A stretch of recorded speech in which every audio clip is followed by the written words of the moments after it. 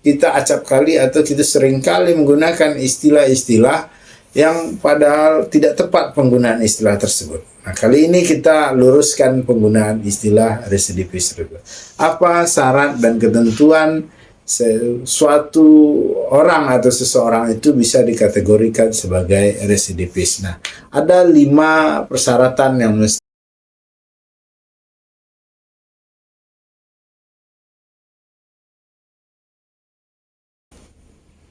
Assalamualaikum warahmatullahi wabarakatuh. Alhamdulillahirrahmanirrahim. Walakibatul muttaqin. Wassalatu wassalamu ala asrafil anbiya'i wal mursalin wa ala alihi wa sahbihi rasulillahi ajmain.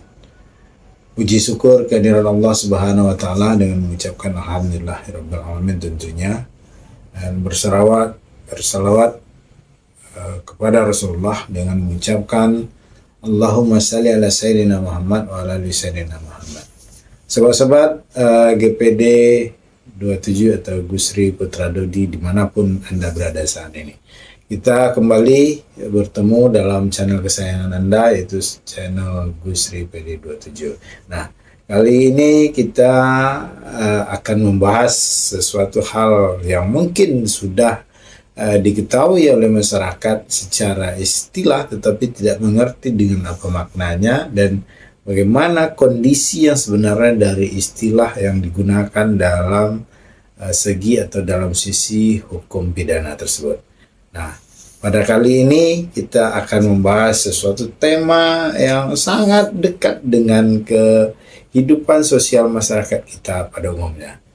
Nah, apakah tema yang akan kita bahas ini? Sebelumnya kita mengucapkan dulu selamat kepada seluruh rakyat Indonesia yang telah selesai atau telah usai menggelar suatu hajatan 5 tahunan, yaitu pesta demokrasi dalam bentuk pemilihan umum.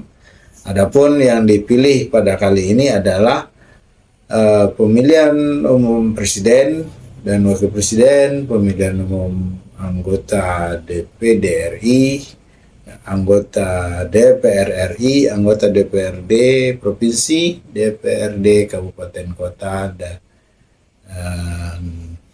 itulah 5 tahapan atau 5 kertas suara yang sudah dicoblos oleh seluruh masyarakat Indonesia yang punya hak pilih tentunya, kecuali bagi mereka-mereka yang hak pilihnya dicabut, baik itu melalui putusan pengadilan atau berdasarkan jenis profesi atau pekerjaan yang sedang dijalani oleh warga negara Republik Indonesia tersebut. Siapa saja mereka? Contohnya adalah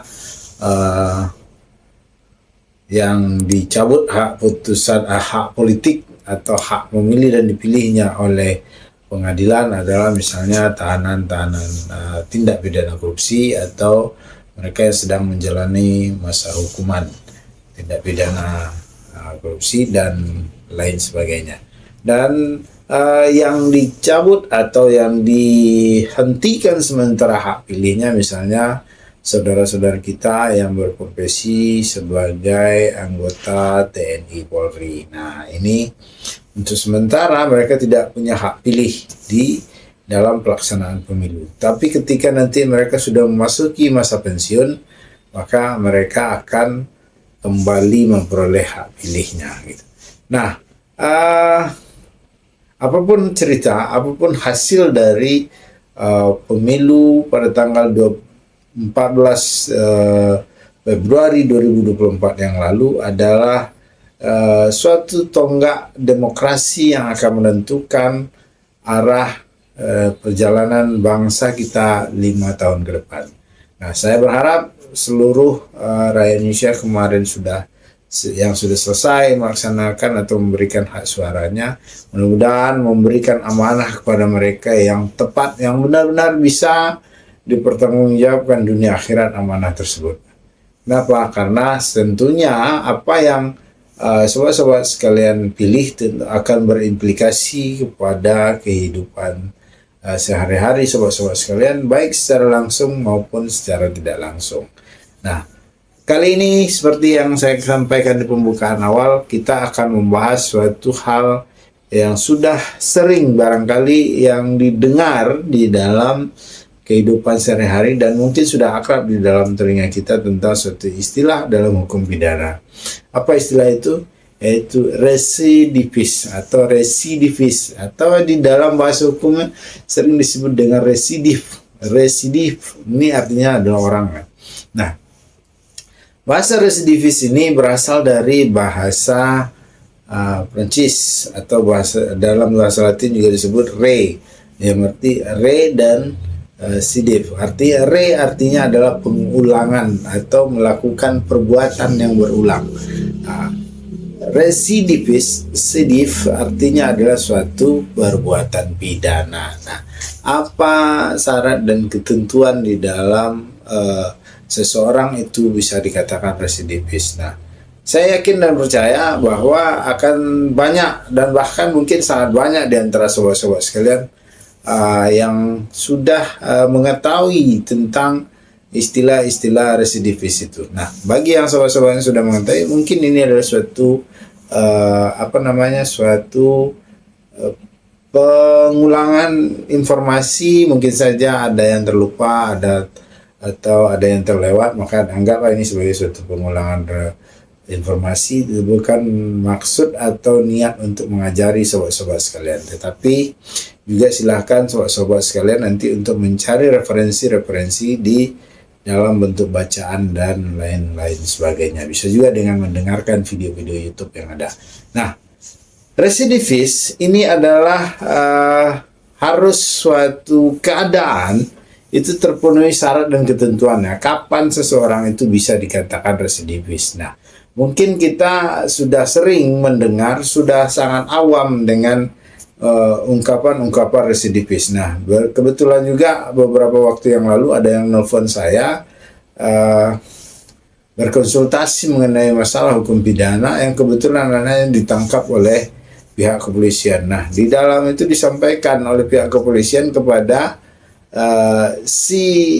keluarga yang ditangkap ini bahwa anaknya adalah seorang residivis. Nah, dalam prakteknya kita acap kali atau kita seringkali menggunakan istilah-istilah yang padahal tidak tepat penggunaan istilah tersebut. Nah, kali ini kita luruskan penggunaan istilah residivis. Apa syarat dan ketentuan suatu orang atau seseorang itu bisa dikategorikan sebagai residivis? Nah, ada 5 persyaratan yang mesti dipenuhi di dalam menyatakan seseorang itu telah melakukan suatu tindak pidana residivis atau digolongkan kepada pelaku pidana residivis. Nah, yang pertama adalah dia harus melakukan di dalam perbuatan yang sama. Artinya, misalnya ketika seseorang itu pencuri, maka dia bisa dikatakan seorang residivis ketika dia melakukan pencurian lagi. Artinya ada pengulangan tindak pidana di situ. Ketika misalnya dia adalah sebagai seorang pelaku tindak pidana penyalahgunaan narkotika. Nah, maka untuk dapat dikatakan dia sebagai seorang residivis, dia harus telah melakukan suatu perbuatan tindak pidana penyalahgunaan narkotika itu lagi. Nah, itu dari sisi perbuatan. Ini harus satu perbuatan yang sama.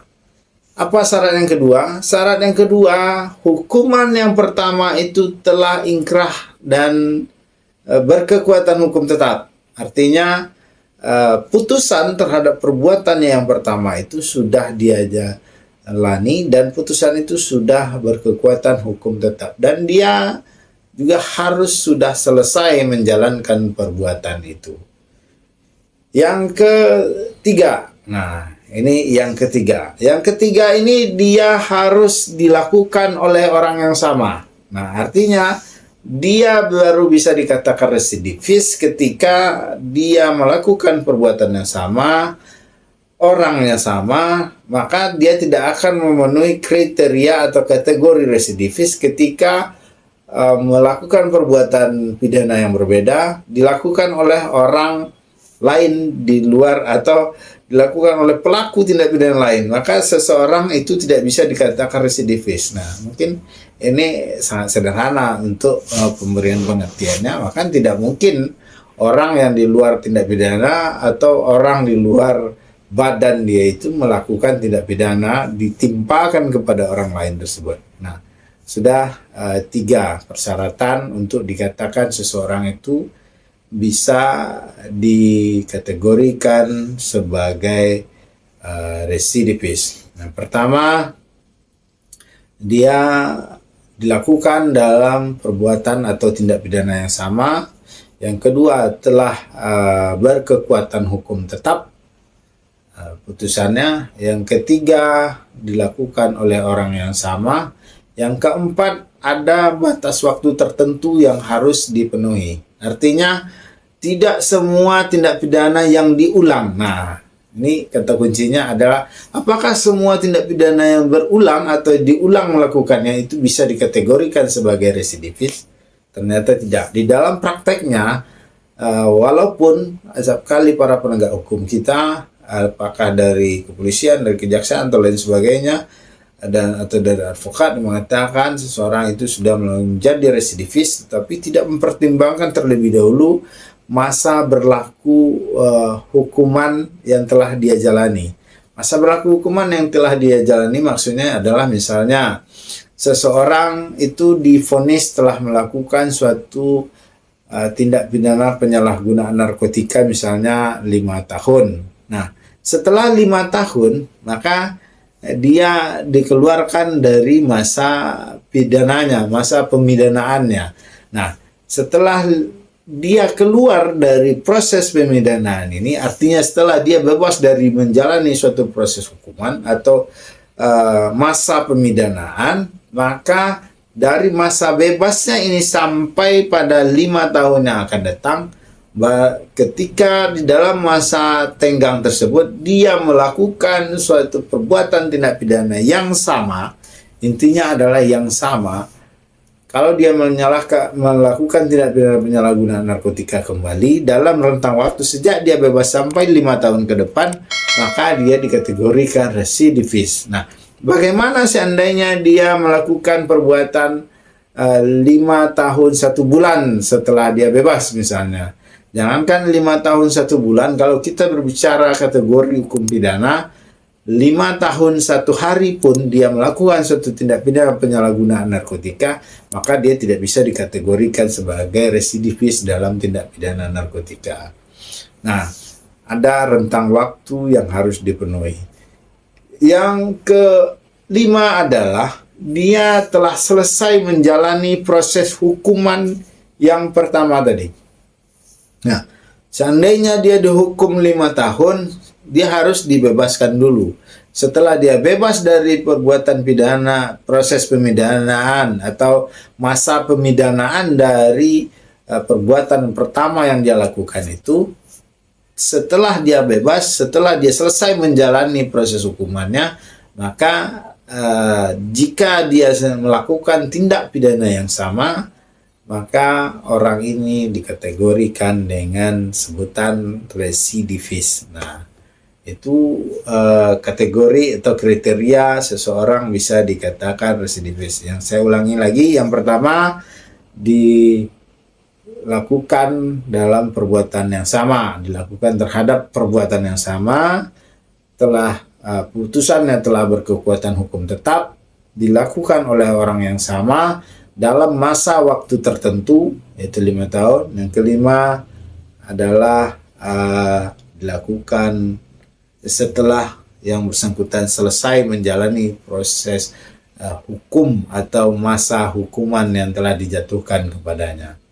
Oke, sobat-sobat sekalian, dimanapun Anda berada, mudah-mudahan apa yang saya sampaikan secara singkat ini ada manfaatnya untuk sobat-sobat sekalian, dan terlebih lagi dalam pengembangan ilmu hukum, mudah-mudahan hal ini ada manfaatnya.